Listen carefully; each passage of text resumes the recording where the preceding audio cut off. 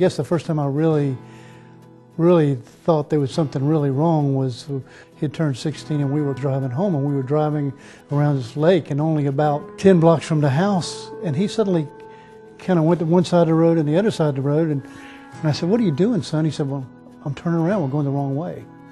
So I kept pressing him, I finally made him pull over. That's when he realized, "Dad, I had one of my attacks." And so we knew then, he had to go back to the doctor. It sounded like he may have been experiencing some confusional episodes related to seizures. We had an opening available that day to do an EEG, which we did here in the office, and he fortunately had a seizure during the EEG.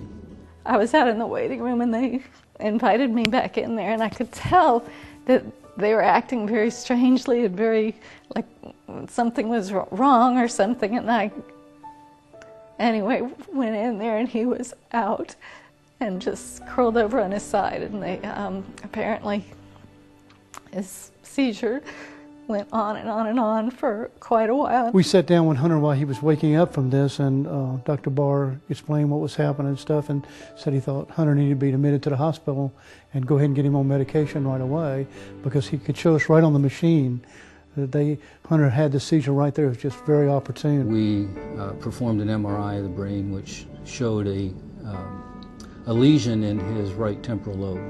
Initially, we started him on medication. We tried the medications and one after another, and the seizures got worse. Hunter was saying, "Let's just get this thing taken out." And I was very apprehensive about it, to tell you the truth. And so they set up an appointment with the surgeon. It was not clear that this lesion was in fact a tumor. So the workup then continued with Dr. Barr in terms of trying to localize his epilepsy.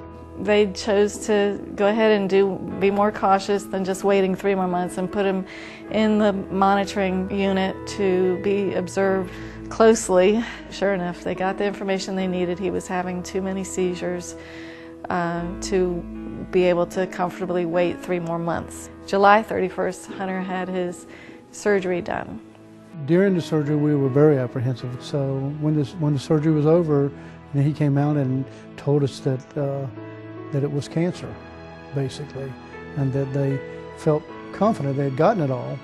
Thank God. It's just been a smooth recovery, and it couldn't have gone any smoother. It was like before a week or 2 that I was just perfectly right back to normal. It was really fast, and I just kept doing the normal things I would do. Just, running around, swimming, canoeing, going out on the boat and stuff. I've always imagined that me and Hunter could be really good friends, especially when we're both older and adults, and so I'm just really glad that he's still here so we can have the opportunity.